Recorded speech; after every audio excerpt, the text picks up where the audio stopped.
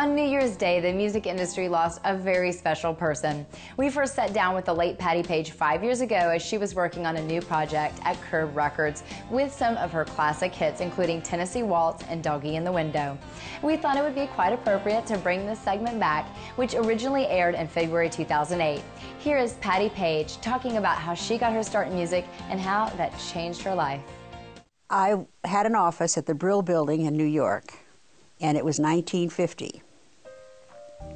And my manager was coming into the office that morning, and he was met by a gentleman who was a reviewer for Billboard magazine who had an office in the Brill Building.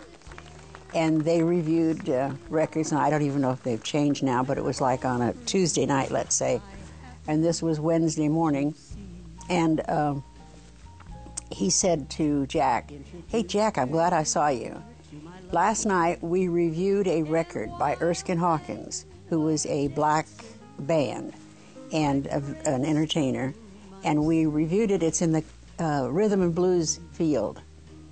And I think, and it's a country song, but I think if someone like Patti got a hold of it, it would be a big pop smash." I was an opening act for Joey Lewis, which was a big comedian who was a star. And I heard someone say, "Sing the waltz." And I didn't know what they meant. And I got up to the dressing room, and later Jack came in, and I asked him, what did they mean, sing the waltz? Because somebody asked me that. He said, "I don't know." And so we called our friend, a Mercury distributor in Philadelphia, and asked him what they were talking about. And he said, "You've got to be kidding. You've got your head buried in the sand." He said, "We've already ordered this record 3 times, and each time was 200,000 records." So I said, "What?" You know, like, wow. And he said, "There's been nothing like it in the recording industry up to now." I had a beautiful time.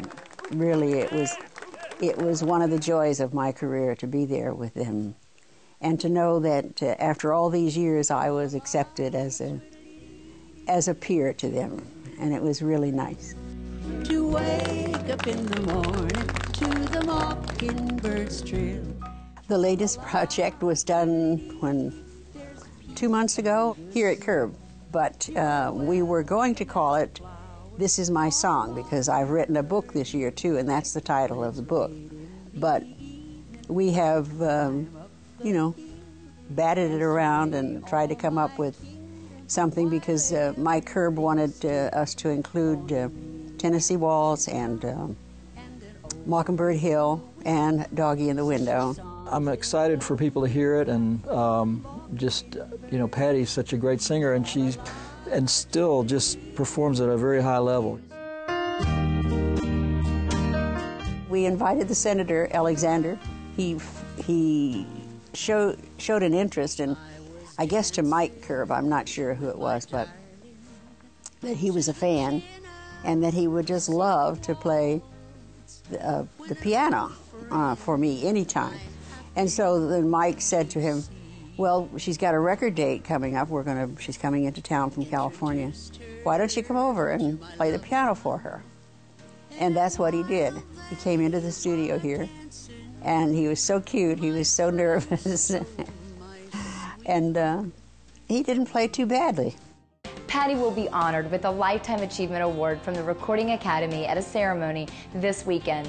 She'll also be recognized during the 55th Annual Grammy Awards on Sunday. Now it's time for our weekly songwriter tip. We sat down with Preston Brust from the Low Cash Cowboys, and he suggests keeping an open mind when writing with others. You may think you have a great idea, and then you get in that room and somebody says this idea, and you're like, "Whoa, that's so cool. We got to write that." So I think kind of keeping an open mind in brand new co-writes, because then the energy is going to be so fresh, and just kind of run with it. And sometimes it's not always about writing a hit. Sometimes it's all about finding a way to write with that person, and then 2 or 3 songs down the road may be your hit that you're waiting on. But finding a way to just write together and make it work is really just as important as finding the song. For more information on the craft of songwriting, check out NashvilleSongwriters.com. That's about all the time we have for this week's show, but don't forget those new discs we have up for grabs from Mackie Kaler and are online only at InsideMusicRoad.com. Don't forget to check out our Facebook page too for all the latest news and events going on around town. We're going to leave you today with that hit from our Inside the Song clip. Here is Blake Shelton with Honeybee. Until next time, I'm Bailey for Inside Music Row, and I'll see you again real soon.